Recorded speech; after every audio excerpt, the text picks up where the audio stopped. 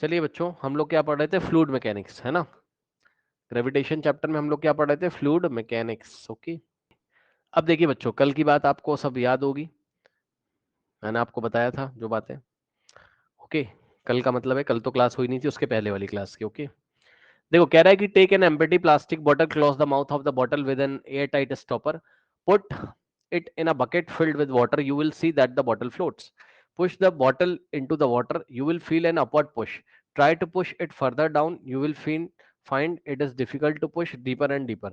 This indicates that the water exerts a force on the bottle in the upward direction. The upward force exerted by the water goes on increasing as the bottle is pushed deeper till it is completely immersed. Now release the bottle, it bounces back to the surface. Does the force due to the gravitation attraction of earth acts on this bottle? If so, why does not the bottle stay immersed in the water after it is released? How can you immerse the bottle in water? अब सुनो बच्चों, इसने वही बात आपसे करी जो मैंने आपको लास्ट क्लास में बताया था। ठीक है, ये देखिए बच्चों क्या कह रहे हैं। कह रहा है एक बकेट ले लो, तो मान लो एक बकेट है इस तरीके से और इसमें पानी भरा हुआ है। ठीक, इसमें पानी भरा हुआ है और एक बोतल आपने ले ली, मान लीजिए ये बोतल है और इस बोतल में बच्चों कुछ नहीं भरा हुआ है, इसमें एयर भरी हुई है, इस बोतल में बस एयर है। तो बोतल को कह रहा है कि जब तुम नीचे लेके जाओगे ऐसे, तो बोतल को तुम्हें ऊपर से ऐसा पुश करना पड़ेगा। नहीं पुश करोगे तो अपने आप ये नीचे नहीं जाएगी। क्यों? क्योंकि इसको लगातार ऊपर क्या मिल रहा है? बाइंड फोर्स मिल रहा है। और कह रहा है कि तुम जितना ज्यादा बोतल को नीचे लेके जाओगे उतना ज्यादा तुम्हें और ज्यादा फोर्स लगाना पड़ेगा। इसका क्या मतलब है? बोतल को जितना डीपर लेके जाओगे उतना ज्यादा आप थ्रस्ट लग रहा है भाई।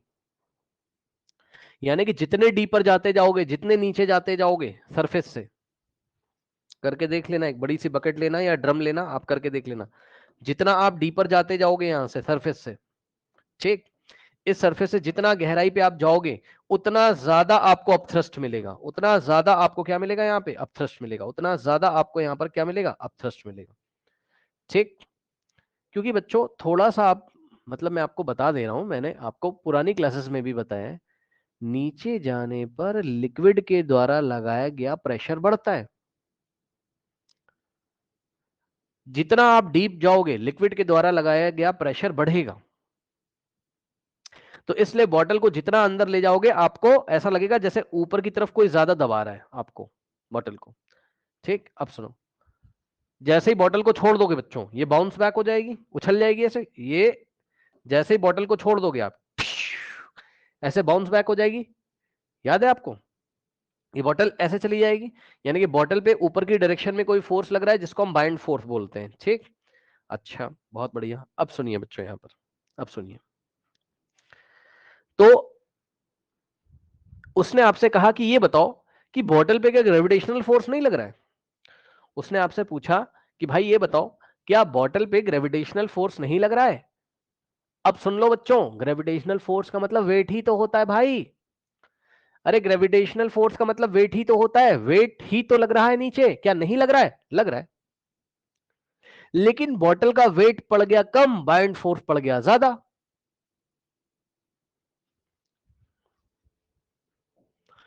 बच्चों आप खुद समझिए कि बॉटल क्यों नहीं अंदर चली जा रही है अपने आप। आपको क्यों इसको धक्का मारना पड़ रहा है बॉटल को? बॉटल में अगर हवा भरी हुई है, एयर भरी हुई है, तो आपको ऐसे क्यों पुश करना पड़ रहा है? अपने आप क्यों नहीं जा रही? अरे एक बॉटल ले लो यार कोल्ड ड्रिंक की खाली करके, उसको ऐसा बकेट में डाल के देखो, नहीं जाएगी। बॉटल का वेट तो लग रहा है लेकिन बाइंड फोर्स उससे भी ज्यादा लग रहा है। तो भाई दोनों में टग ऑफ वॉर होगा, कौन जीतेगा? Bind force. एग्जाम्पल के तौर पे, एग्जाम्पल के तौर पे बच्चों, एग्जाम्पल के तौर पे देख लीजिए, मान लीजिए, जस्ट एग्जाम्पल दे रहा हूं, जस्ट एग्जाम्पल दे रहा हूं, मान लो बच्चों वेट है 0.5 न्यूटन, है ना, 0.5 न्यूटन वेट है और बाइंड फोर्स लग रहा है, बीएफ का मतलब बाइंड फोर्स, शॉर्ट में लिख रहा हूं, बाइंड फोर्स लग रहा है मान लीजिए 10 न्यूटन। अब बताओ भाई, अब बताओ, वेट हो गया कम और बाइंड फोर्स हो गया ज्यादा, तो भाई कौन डोमिनेट करेगा दोनों में से? Bind force. तभी तो बाइंड फोर्स बॉटल को ऊपर ही रखेगा, नीचे नहीं आने देगा। ग्रेविटेशनल फोर्स लग रहा है, बॉटल पे वेट लग रहा है, बॉटल का वेट लग रहा है, उसके बावजूद भी बाइंड फोर्स ऊपर है, ज्यादा मात्रा में बाइंड फोर्स की वैल्यू ज्यादा है वेट से, तो बॉटल ऊपर ही रहेगी। अब एक और एग्जांपल देता हूं आपको, एक और एग्जांपल देता हूं, देखते हैं आपके मन में क्या आता है। बच्चों एक बात बताओ जरा, एक बात बताओ जरा, एक बात बताओ जरा, एक बात बताओ जरा। मान लो बच्चों इस बॉटल की जगह, इस बॉटल की जगह, ठीक, इस बॉटल की जगह अगर मैं एक आयरन का सॉलिड ब्लॉक ले लूं, लोहे का, लोहे का सॉलिड ब्लॉक ले लीजिए। अब आपका मन क्या करता है, क्या होगा बताओ? अगर मैं आयरन का एक सॉलिड ब्लॉक ले लूं तो आपका मन क्या करता है, क्या होगा बताओ? इसको मैं ऐसा छोड़ूंगा, ये सिंक, सिंक का मतलब डूब जाएगा कि नहीं डूब जाएगा, बताओ, बताइए। ये आयरन का सॉलिड ब्लॉक है, ठीक,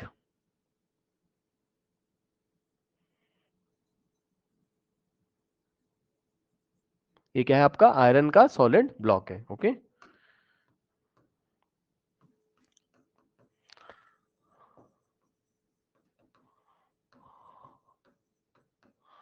ठीक, बताइए ये सिंक कर जाएगा कि नहीं करेगा? हाँ, ये सिंक कर जाएगा, ठीक, डूब जाएगा।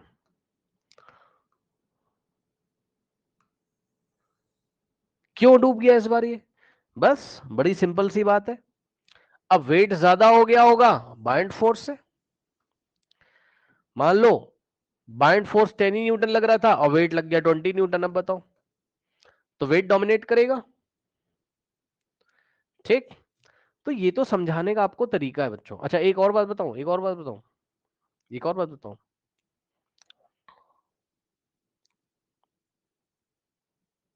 ऐसे ही बता रहा हूं बस, समझ लो। अगर बाइंड फोर्स जस्ट वेट के इक्वल हो गया, अरे भाई मान लो यार, मान लो, ठीक,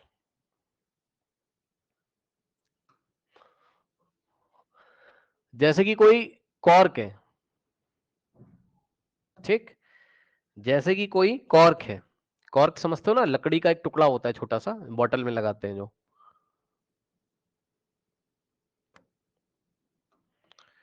मान लीजिए बच्चों कोई लकड़ी का टुकड़ा है,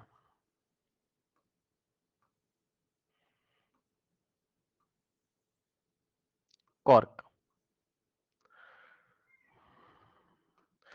तो आप क्या देखोगे कि कॉर्क जो है सरफेस पे लग के तब फ्लोट करता है, मतलब ऐसा कुछ, ये ऐसे, ये सरफेस पे ही फ्लोट करता है ऐसे।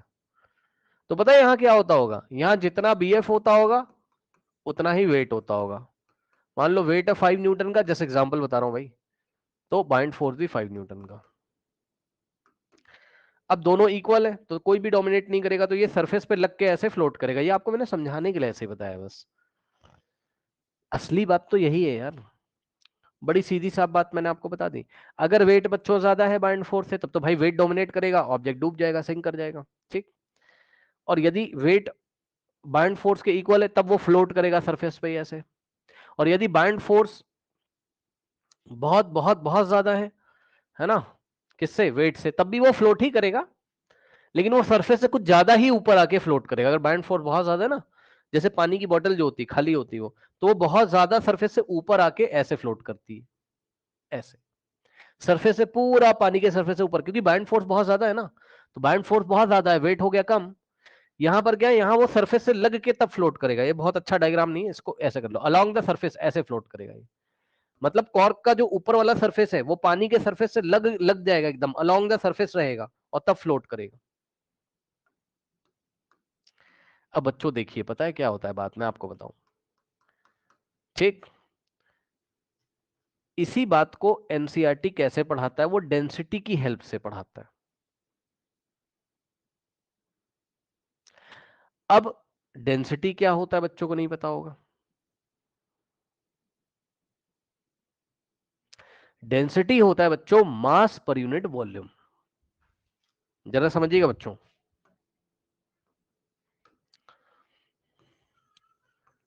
डेंसिटी क्या होता है बच्चों? मास पर यूनिट वॉल्यूम। ये क्या बात बता रहे हो सर? मतलब बच्चों 1 यूनिट वॉल्यूम में, 1 यूनिट वॉल्यूम में, वॉल्यूम कुछ लोग वॉल्यूम नहीं समझ में आता है कुछ लोगों को। वॉल्यूम का मतलब है किसी ऑब्जेक्ट ने कितनी जगह घेरी हुई है। जैसे ये मेरे को, मेरा ये मेरा हेड है, मेरा सर है, ये मेरा थोबड़ा, ये सर, तो ये हेड को देखो मेरे, ठीक। तो अभी यहाँ हवा है ना, एयर है, देखो अभी यहाँ एयर है ना, अभी यहाँ एयर है। मान लो एयर ब्लू कलर की होती, मान लो, अरे भाई मान लो यार, मान लो एयर ब्लू कलर की होती, और मैं जैसे ही अपना ये हेड यहाँ पे लेके आता, तो क्या होता बताओ? वो ब्लू कलर ऐसे डिस्प्लेस हो जाता, क्योंकि अब मेरे हेड को जगह चाहिए ना भाई, ये मेरा हेड सॉलिड है, इसको जगह चाहिए यहाँ रहने के लिए, तो ऐसा करके मेरा हेड आता है यहाँ पर, तो वो ब्लू कलर की हवा हट जाती, और यही तो हुआ होगा। एयर दिखाई पड़ती नहीं आंखों से, तो तुम्हें समझ में आ नहीं रहा है। अभी यहाँ एयर भरी हुई है, और जैसे ही मैं अपना हेड यहाँ पर लेके आऊंगा ऐसे करके, तो एयर डिस्प्लेस हो गई और हेड ने अपनी जगह बना ली। तो हेड ने जितनी जगह बनाई है, ये देखिए, यही वॉल्यूम है इसका। अब ये देखिए एक बॉटल है बच्चों, अभी यहाँ एयर भरी हुई है, जैसे ही मैं बॉटल को यहाँ लेके आऊंगा, तो ये बॉटल क्या कर रही होगी, एयर के मॉलिक्यूल्स को यहाँ से डिस्प्लेस कर देगी, हटा देगी और अपनी जगह बना लेगी। तो बॉटल का वॉल्यूम कितना, इतना इतना, अरे भाई इतना यार, ये इतना इतना, जितनी जगह इसने घेरी वही क्या है, बॉटल का वॉल्यूम है। अब ये इतना इतना कितना, इसके फॉर्मूले होते हैं, वॉल्यूम निकालने के फॉर्मूले होते हैं अलग अलग। जैसे कि क्यूबॉइड का फॉर्मूला होता है length into breadth into height, sphere का होता है 4/3 पाई आर क्यूब। वो सब हम लोग धीरे धीरे पढ़ेंगे, उससे हमें मतलब नहीं है। हमें बस वॉल्यूम का मतलब पता होना चाहिए, कितना उसने स्पेस ऑक्यूपाई की है, कितनी जगह घेर के रखता है, वही उसका वॉल्यूम है। तो बच्चों पर यूनिट वॉल्यूम में, अब कहने लगा सर ये क्या है सर, पर यूनिट वॉल्यूम क्या है सर?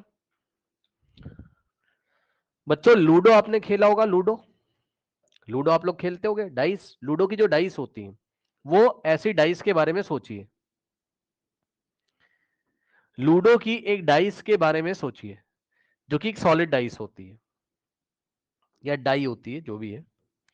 लूडो की डाई है जो सॉलिड होती है, ये क्यूब शेप की है। कैसे शेप की, क्यूब शेप की, मतलब इसका लेंथ ब्रेथ हाइट तीनों इक्वल है, इसका लेंथ ब्रेथ हाइट तीनों इक्वल है। मान लो इसकी लेंथ 1 सेंटीमीटर है, और इसकी ब्रेथ भी कितनी है, 1 सेंटीमीटर है, और इसकी हाइट भी कितनी, 1 सेंटीमीटर। तो इसका वॉल्यूम कितना निकल के आएगा, length 1 centimetre into breadth 1 centimetre into height.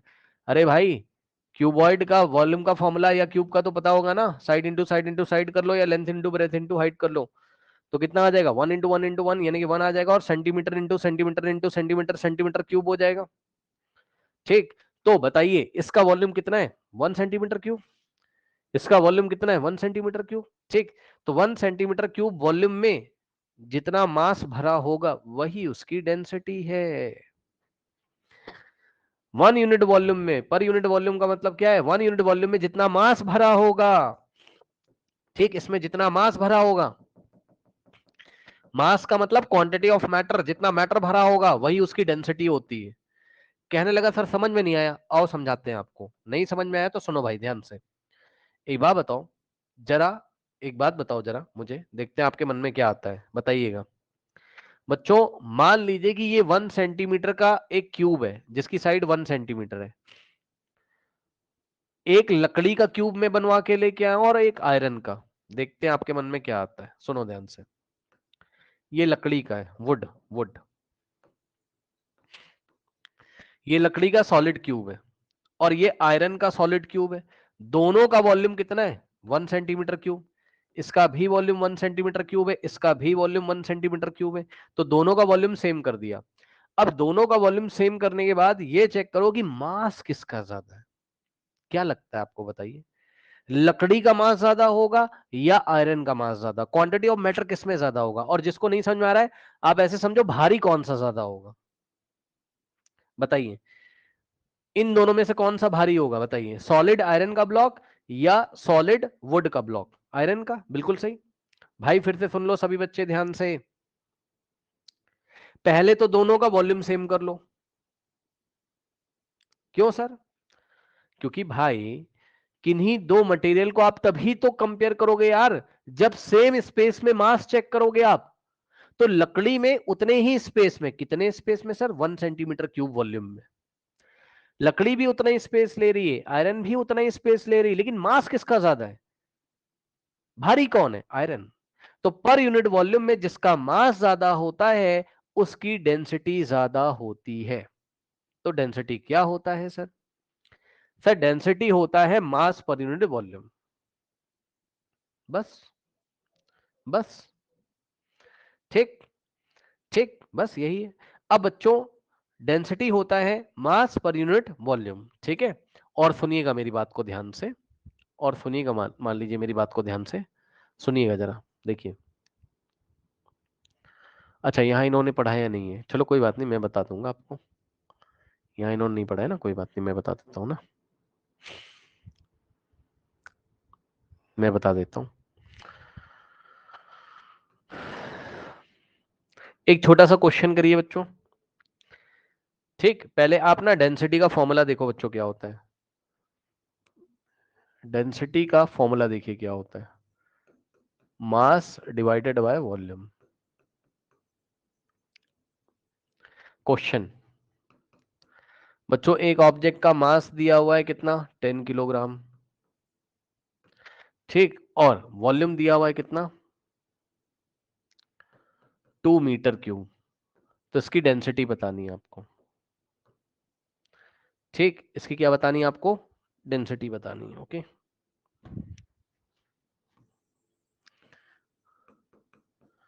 Density का फॉर्मूला क्या होता है बोलिए, मास बाय वॉल्यूम।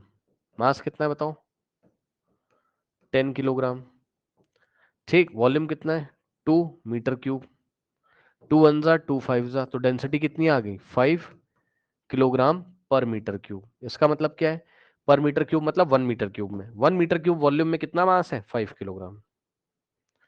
ये इसकी डेंसिटी है। अब सुनो, वापस यहां पर आओ, देखो बच्चों, अगर किसी ऑब्जेक्ट की जो डेंसिटी, अच्छा डेंसिटी को रो से दिखाते हैं, कैसे दिखाते हैं, रो से, सिंबल क्या है इसका, रो। डेंसिटी को कौन से सिंबल से दिखाते हैं, ये पी जैसा ऐसे बनाते हैं, इसको रो बोलते हैं, क्या बोलते हैं, आर एच ओ, रो, ठीक। डेंसिटी को कैसे दिखाते हैं, आर एच ओ, रो, इसको पढ़ते हैं, और सिंबल इसका पी जैसा बनता है, ठीक, जैसे पी बनता है वैसे, थोड़ा सा ऐसे करके, ठीक। अब यहां पर आ जाओ बच्चों, देखो अगर डेंसिटी ऑफ सॉलिड ऑब्जेक्ट,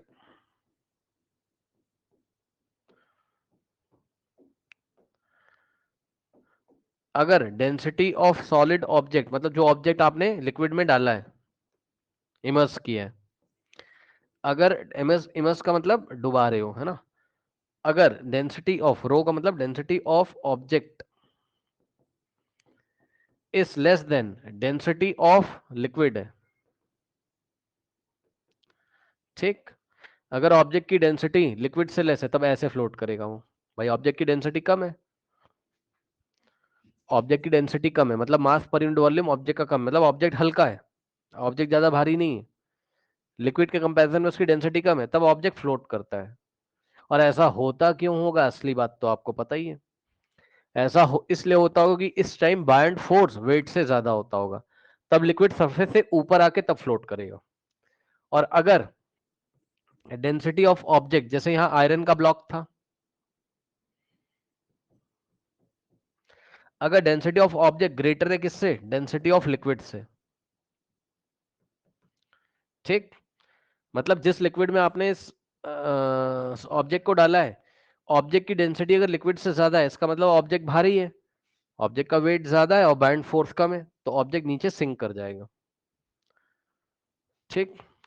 यहां पर क्या है, object will float just above the surface,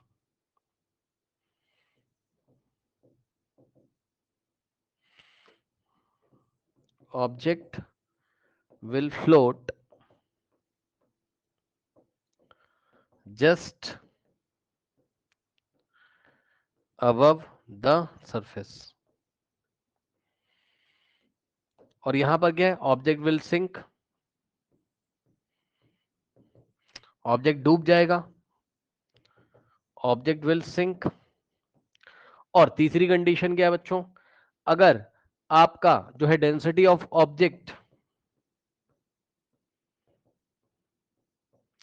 is equals to density of liquid, दोनों की डेंसिटी अगर इक्वल हो गई, ऑब्जेक्ट की डेंसिटी और लिक्विड की डेंसिटी लगभग अगर आपस में इक्वल हो गई, ठीक, तो ऑब्जेक्ट फ्लोट करेगा।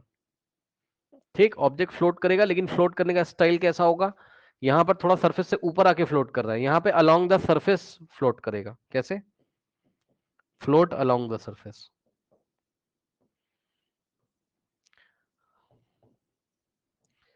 अलोंग द सरफेस का मतलब सरफेस से लग कर तब फ्लोट करेगा, ऐसे सरफेस से लग कर तब फ्लोट करेगा। Floats along the surface, okay, floats along the surface, correct, okay.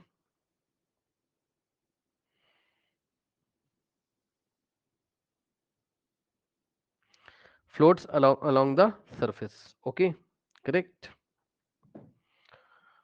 Now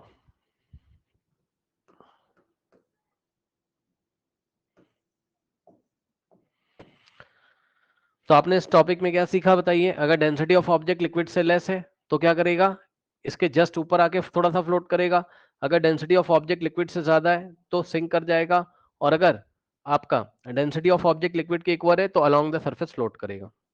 ठीक, ये मैंने आपको बता दिया। अब आइए वापस चलते हैं अपनी बुक पर हम लोग। ये मैंने आपको एक्स्ट्रा बातें बताई, जरूरी भी है। अब देखिए, कह रहा है कि the force due to the gravitation attraction of the earth acts on the bottle in the downward direction, so the bottle pull downwards but the water exerts an upward force on the bottle, thus the bottle is pushed upward. We have learned that the weight of an object is the force due to its gravitation attraction of earth when the bottle is immersed. The upward force exerted by water on the bottle is greater than its weight, therefore it rises up when released. अब बताइए, यही बात जो मैंने आपको पढ़ाई क्या, कि बॉटल का वेट नीचे लग रहा है, ग्रेविटेशनल वेट या ग्रेविटेशनल फोर्स, भाई जितने ग्रेविटेशनल फोर्स से अर्थ बॉटल को नीचे खींच रही है, मतलब बॉटल का वेट नीचे लग रहा है, लेकिन वेट हो गया कम और बाइंड फोर्स हो गया ज्यादा, इसलिए बॉटल बाउंस बैक हो जाती है। ठीक, यही बात आपकी किताब में लिखी हुई है, पढ़ लीजिएगा। ठीक, वेट लेस हो गया और बाइंड फोर्स ज्यादा हो गया, तो buoyant force is greater than क्या हो गया? वेट, तो बॉटल क्या होगी?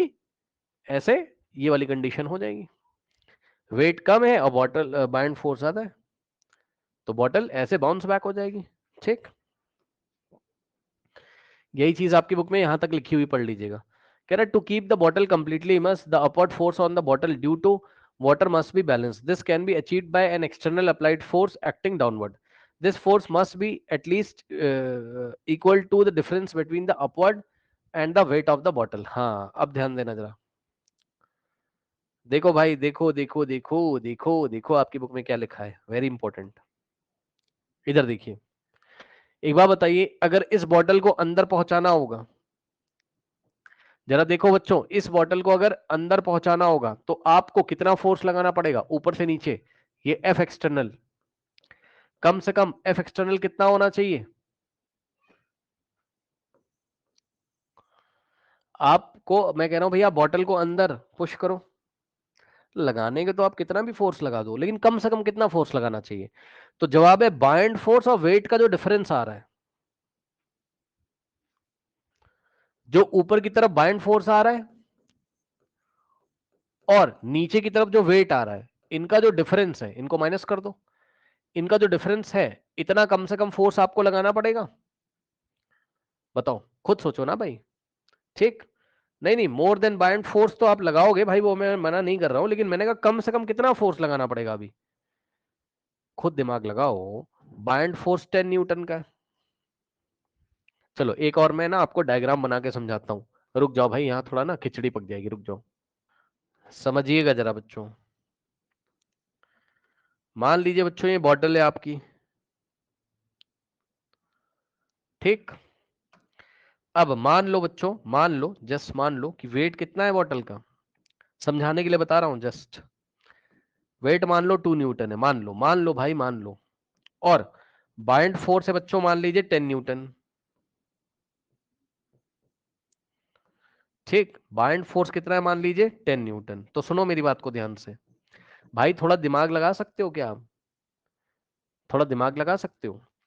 वेट 2 न्यूटन है और बाइंड फोर्स है 10 न्यूटन, तो बाइंड फोर्स टोटल 10 है ना भाई, 10 में से 2 बाइंड फोर्स आएगा, वेट को कैंसिल करेगा, तो नेट बाइंड फोर्स ऊपर कितना। रुक जाओ, आप मुझे बस ये बताओ, ये वाला डायग्राम देख के आप मुझे जरा भैया ध्यान से बताइएगा प्लीज। अभी देखो इस बॉटल पे कितने फोर्स लग रहे हैं, दो, एक तो वेट लग रहा है नीचे और बाइंड फोर्स लग रहा है 10 न्यूटन ऊपर, तो बताओ बॉटल पे इस टाइम रिजल्टेंट फोर्स कितना है, बॉटल पे रिजल्टेंट फोर्स कितना है, resultant force on the bottle, resultant force on the bottle, bottle पे बच्चों रिजल्टेंट फोर्स जरा बता दीजिए फटाक से, कितना 8 आएगा। अरे 12 कैसे आएगा भाई, 8 न्यूटन आएगा 8 ना। हाँ 8 आएगा, क्योंकि 2 नीचे और 10 ऊपर है, तो माइनस हो जाएगा ना, ठीक। 10 माइनस 2 अपोजिट डायरेक्शन में कितना आ रहा है, 8 न्यूटन। अब ये 8 न्यूटन किधर आ रहा होगा, रिजल्टेंट ऊपर, तो रिजल्टेंट फोर्स ही तो बॉटल 8 न्यूटन से ऊपर चली जाती। अब सुनना ध्यान से, सुनना ध्यान से, इस बॉटल को कहने के लिए तो इस पे दो फोर्स लगे हुए हैं, लेकिन रिजल्टेंट कितना लग रहा है, तो क्या मैं यहां डायग्राम एक और बना दूं आपको समझाने के लिए, क्या मैं आपको यहां समझाने के लिए एक डायग्राम बना दूं। इस डायग्राम में बस मैं ये आपको दिखा रहा हूं बच्चों कि रिजल्टेंट फोर्स कितना लग रहा है बॉटल पे, नेट फोर्स, है ना बच्चों। यहां पे मैंने क्या किया, आपको नेट फोर्स दिखाना चाहता हूं मैं आपको।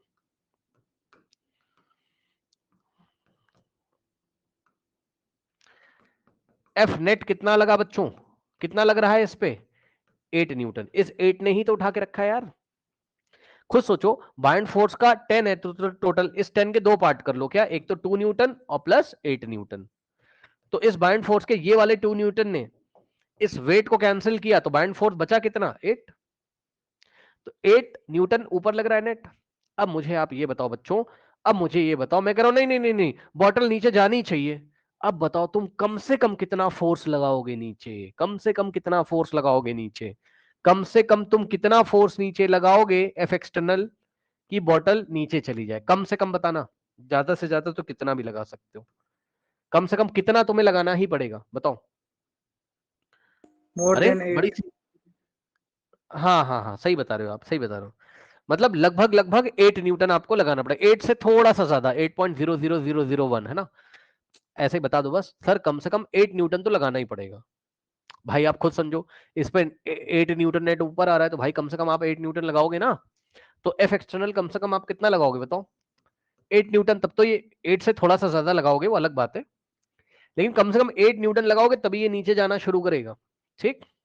अच्छा, अच्छा, अब अब सुन लो भाई, तो जब मैंने तुमसे पूछा कि ये एफ एक्सटर्नल तुमने जो निकाला है इस एग्जाम्पल में, है ना, इस एग्जाम्पल में तुमने जो F external minimum force required to push the bottle inside the water, है ना, ये जो मिनिमम फोर्स तुमने निकाला है, मैं लिख दे रहा हूं एफ मिनिमम है, ये फोर्स कैसे निकाला है, तो भाई अब आप बता दीजिए कैसे निकाला है, कैसे निकाला है ये, तो आप बोलोगे sir difference of the buoyant force and weight, यही तो बात है, यही तो एनसीईआरटी पढ़ा रहा है, बाइंड फोर्स जितना लग रहा हो वेट उसका जो डिफरेंस है, उसका जो डिफरेंस है उतना ही मिनिमम फोर्स आपको लगाना पड़ेगा, तभी ये बॉटल नीचे जाएगी।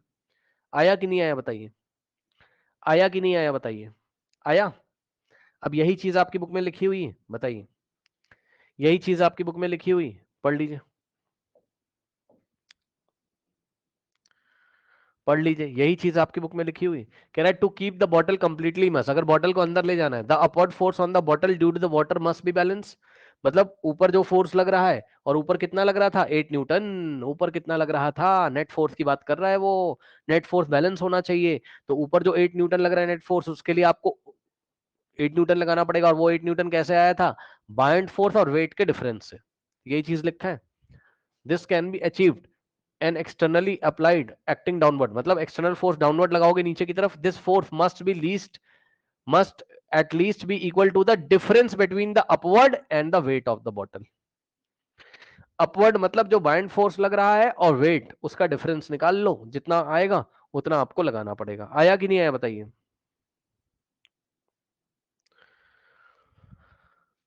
अब सुनिए, कह रहा है the upward force exerted by the water on the bottle is known as upthrust और buoyant force. In fact, all the objects experience a force buoyancy when they are immersed in a fluid. The magnitude of this buoyant force depends on the density of the fluid. ठीक, देखा बच्चों, देखा बच्चों, देखा, देखा.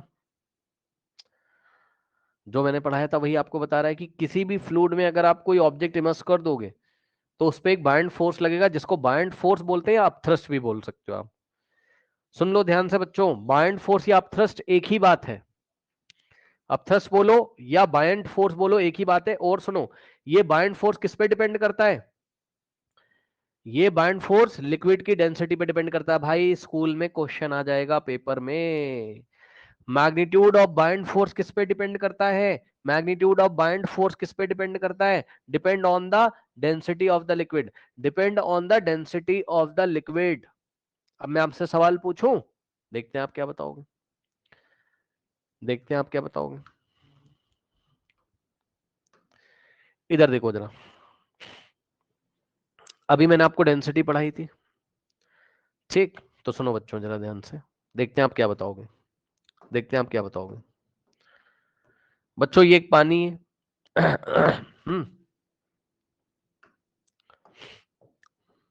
पानी वानी छोड़ो, ये एक लिक्विड है. होगा कोई भी लिक्विड, उससे आपको क्या ही मतलब है ना? और ये भी कोई लिक्विड है.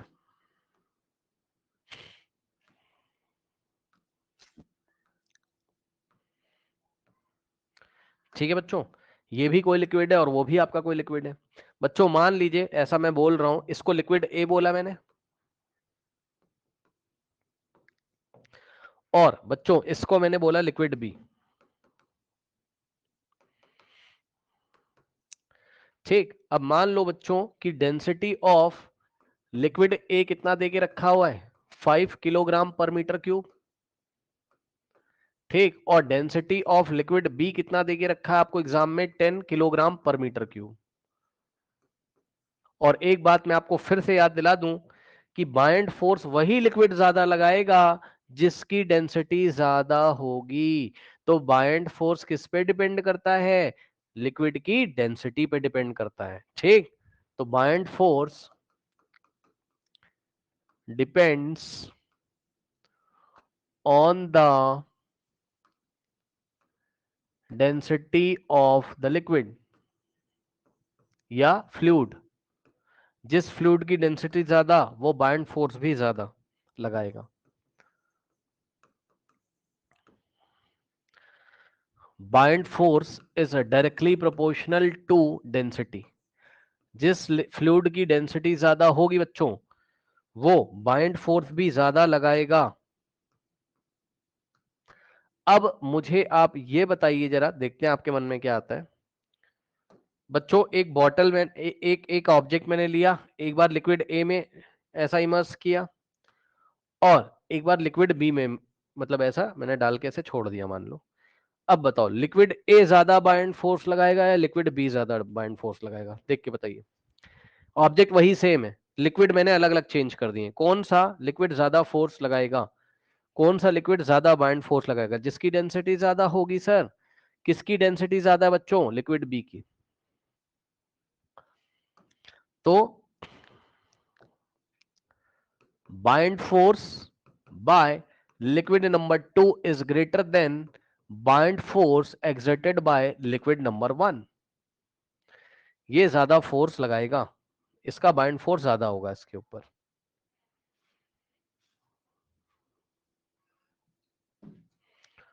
तो ये एग्जाम का क्वेश्चन बन गया आपका कि बाइंड फोर्स का जो मैग्नीट्यूड है वो किस पे डिपेंड करता है? कितना ज्यादा बाइंड फोर्स लगेगा ये लिक्विड के फ्लूइड पे डिपेंड करता है, सॉरी फ्लूइड के डेंसिटी पे डिपेंड करता है. अब यही रीजन है बच्चों, आपने डेड डेड सी का नाम पढ़ा होगा, सुना होगा. डेड सी मतलब समुद्र का नाम है. उसमें जाके लेट जाते हैं लोग, अपने आप ही तैरने लगते हैं. आपको तैरना आता हो चाहे ना आता हो, डेड सी,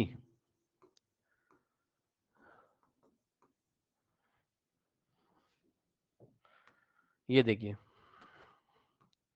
ये समुद्र है, और इसमें आप जाके चुपचाप लेट जाइए, न्यूज़पेपर पढ़िए आराम से, कोई दिक्कत नहीं. ये न्यूज़पेपर पढ़ रहा है देखो. बताओ ऐसा क्यों होता है, ये बंदा क्यों अपने आप ही फ्लोट कर रहा है, कोई बताएगा जरा। सर NaCl ज्यादा रहता है वाटर में। हाँ वेरी गुड वेरी गुड, इसमें बहुत ज्यादा नमक है, और नमक होने की वजह से, इसमें नमक होता है ना, सोडियम क्लोराइड याद है समुद्र में, ठीक, तो इसमें इतना ज्यादा नमक होता है कि इसकी डेंसिटी बहुत ज्यादा हो जाती है। इस लिक्विड की डेंसिटी बहुत ज्यादा है, बहुत बहुत बहुत ज्यादा है इसकी डेंसिटी। तो इतनी ज्यादा इसकी डेंसिटी होने के कारण बाइंड फोर्स बहुत ज्यादा लगता है, ठीक। और जब बाइंड फोर्स बहुत ज्यादा लगेगा तो बंदा आराम से, कोई स्विमिंग विमिंग कुछ नहीं आती होगी, आराम से पड़ा हुआ है, क्योंकि उस पर बाइंड फोर्स इतना ज्यादा लग रहा है, वेट उसका कम हो जाएगा। मतलब जो डेंसिटी ऑफ द पर्सन हो जाएगी वो क्या हो जाएगी, less than density of the liquid. Fluid की डेंसिटी ज्यादा होगी, person will float.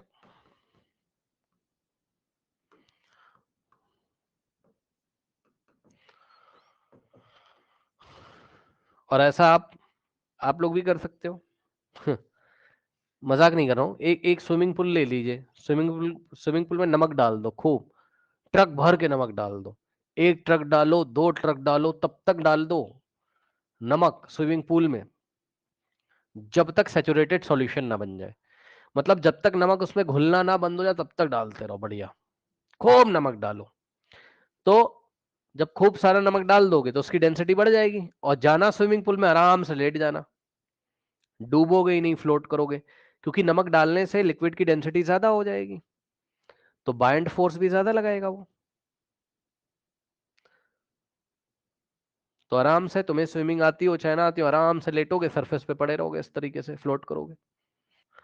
Now students, कह रहा है एक्टिविटी, कह रहा है व्हाई ऑब्जेक्ट फ्लोट और sink when place on the surface of water, है ना। कोई ऑब्जेक्ट क्यों डूब जाता है, कोई क्यों फ्लोट करता है। Let us do the following activity to arrive the answer for the above question. Take a beaker fill with the water, take an iron nail and place it on the surface, observe what happen. The iron nail sinks. The force due to the gravitational attraction of the earth on the iron nail pulls downward. There is an upthrust of the water on the nail which pushes it upward, but the downward force acting on the nail is greater than the upthrust of the water on the nail, so it sinks.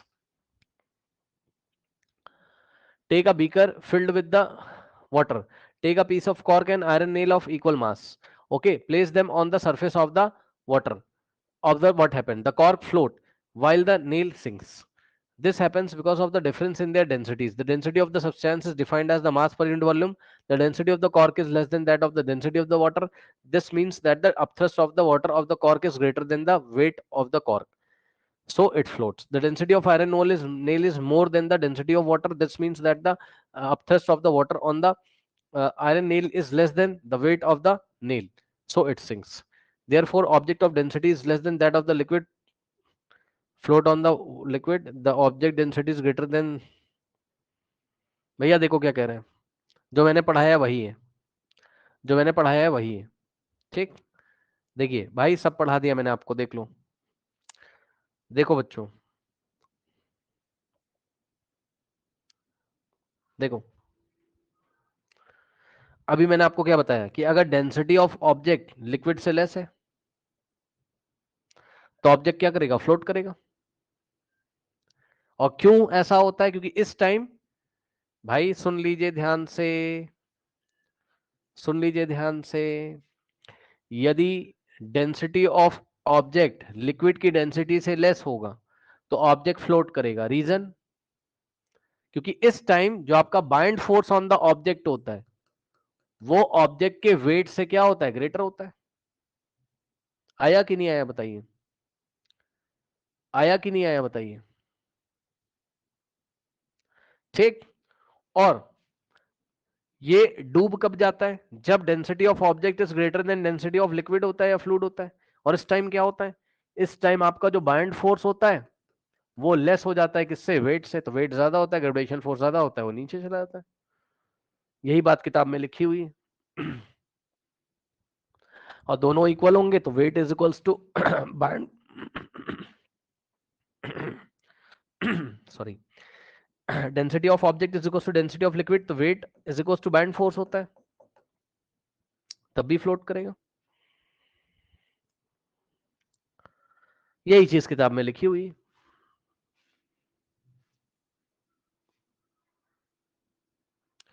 अब बच्चों आपकी book में एक बात और उसने लिखी हुई है, मैं आपको बता देता हूं, देखिए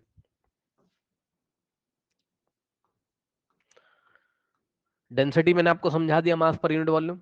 बच्चों ये वुड है और ये आयरन है, दोनों का मास सेम है, दोनों का मास मान लो नहीं नहीं, एक सेकंड एक second, wait wait wait wait wait wait wait wait wait wait wait wait wait, ऐसे नहीं, रुक जाओ, ऐसे नहीं, ऐसे नहीं, रुक जाओ,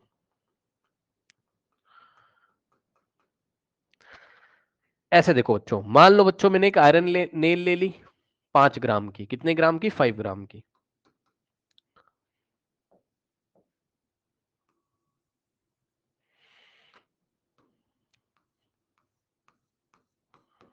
ठीक, ये आयरन नेल है, मास कितना है इसका? 5 ग्राम। और बच्चों एक बार मैंने क्या किया, एक वुडन ब्लॉक ले लिया 5 ग्राम का,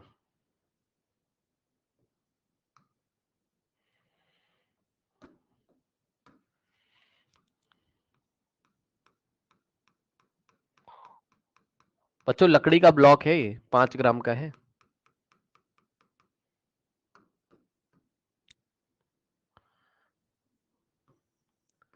ये वुडन ब्लॉक है बच्चों, ठीक, ये वुडन ब्लॉक है आपका, मास कितना है बच्चों इसका? 5 ग्राम। बच्चों देख लो दोनों का मास सेम है, दोनों का मास सेम है, ठीक, तो दोनों का वेट भी सेम होगा। अरे भाई मास सेम है तो दोनों का वेट भी क्या होगा? सेम होगा, m/g से, तो दोनों का वेट भी सेम होगा। लेकिन बच्चों आपको तो पता ही है कि यदि आप पानी में, यानी कि लिक्विड में, यदि आप पानी में बच्चों, ध्यान से जरा चेक करो, ये पानी आपका, ठीक, ये पानी है, और पानी में बच्चों यदि आप आयरन नेल डालोगे तो ये तो सिंक कर जाता है, मानते हो कि नहीं इस बात को? ये जैसे ही आयरन का नेल डाला, लोहे की कील, ये ऐसे सिंक कर जाएगा, नीचे गिर जाएगा जाके, ठीक।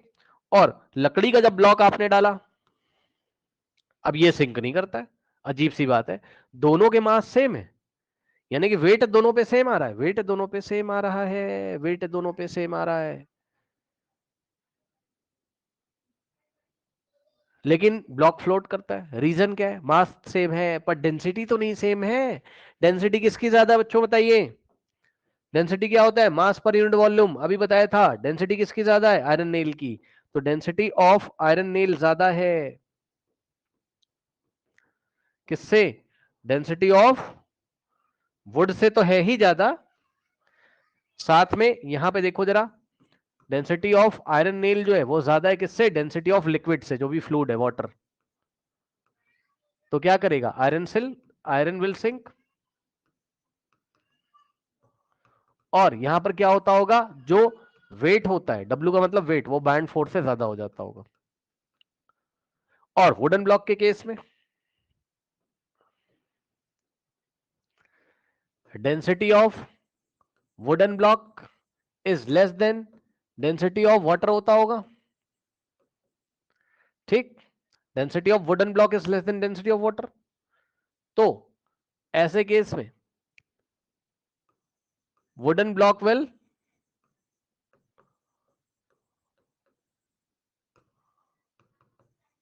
फ्लोट। और इस कंडीशन में होता क्या होगा बच्चों, कि बाइंड फोर्स ज्यादा होता होगा, क्योंकि लिक्विड की डेंसिटी ज्यादा है ना, तो लिक्विड के द्वारा लगाया गया फोर्स ज्यादा होगा, तो buoyant force of the liquid on the object is greater than wait of the object. आया कि नहीं आया? यही सारी बातें बच्चों आपकी बुक में लिखी हुई हैं, यही सारी बातें बच्चों आपकी बुक में लिखी हुई हैं। अब देखिए स्टूडेंट्स, यहाँ पर यहाँ कुछ क्वेश्चन है बच्चों। कह रहा है why it is difficult to hold a school bag having a strap made of thin and strong string. समझ गए होगे? स्कूल के बैग की पट्टी पतली क्यों नहीं बनाई जाती है? याद आ गया होगा, अब इसमें मैं कुछ नहीं बताऊंगा, याद है? हाँ, स्ट्रिप्स ऐसे इसके चौड़े क्यों बनाए जाते हैं? क्रॉस सेक्शन एरिया इसका ज्यादा हो जाता है, कॉन्टेक्ट एरिया ज्यादा होता है, जिससे प्रेशर कम होता है, ठीक। और अगर आप थिन और स्ट्रॉन्ग स्ट्रिंग से बनाओगे, इसको पतली स्ट्रिंग से बनाओगे, तो भाई एरिया, कॉन्टेक्ट एरिया कम हो जाएगा, प्रेशर ज्यादा हो जाएगा, तो आपके जो शोल्डर्स हैं वो हर्ट करेंगे, दर्द करेगा उसमें। What do you mean by buoyancy लिख सकते हो आप, ठीक है। जब हम किसी लिक्विड को, जब हम किसी ऑब्जेक्ट को किसी लिक्विड में इमर्स करते हैं, तो लिक्विड या फ्लूइड उस पर क्या लगाता है, एक अपवर्ड डायरेक्शन में एक फोर्स लगाता है, जिसको हम अपथ्रस्ट बोलते हैं या बायंसी बोलते हैं। नहीं नहीं, जिसको हम अपथ्रस्ट बोलते हैं या बाइंड फोर्स बोलते हैं, और इस फिनोमेना को हम बायंसी बोलते हैं, इस फिनोमेना को हम बायंसी बोलते हैं। Why does an object float or sink when placed on the surface of water? ये भी मैंने आपको बताया, डेंसिटी वाला फंडा, ठीक। अब इसके आंसर्स मैं आपको फटाफट भेज देता हूँ, आप पढ़ लीजिएगा, ठीक है। जिसको ज्यादा समझना हो, प्लेलिस्ट भी मैं भेज चुका हूँ, आप देखिए उसको। टू क्रॉस पे क्या दिक्कत है, क्या करते हो? मूवी देखने से बढ़िया है आप कोई मूवी या कोई टीवी पे प्रोग्राम देखने से बढ़िया आप वीडियोस देखा करिए ना, जिसको एकदम परफेक्ट आंसर चाहिए हो। वैसे तो आप लोग के पास बहुत सारी बुक्स होती हैं जिसमें सॉल्यूशन दिए होते हैं, मैं मना नहीं कर रहा हूँ, आप कहीं से भी पढ़ लो। जस्ट मैं एक बात आपको बता रहा हूँ, है ना, कि आपके ग्रुप पर भी मैं भेज दे रहा हूँ, आप फॉलो कर सकते हो, क्या दिक्कत है। अगर आपको कोई आंसर नहीं समझ में आएगा तो आप लोग बच्चों पूछ सकते हैं क्लास में, ठीक है। अब बच्चों, ये एक टॉपिक है हमारे पास, आर्किमिडीज प्रिंसिपल, इसको हम नेक्स्ट क्लास में कवर करेंगे, ठीक। इसको हम नेक्स्ट क्लास में कवर करेंगे, ओके। अब आप क्या कर सकते हो, अब आपको जो एनसीईआरटी और एनसीईआरटी एग्जाम्पलर वाला प्लेलिस्ट है वो फॉलो कर सकते हो, ठीक। चलिए अब आप जा सकते हैं, उसको हम यहाँ स्टॉप करते हैं, ओके।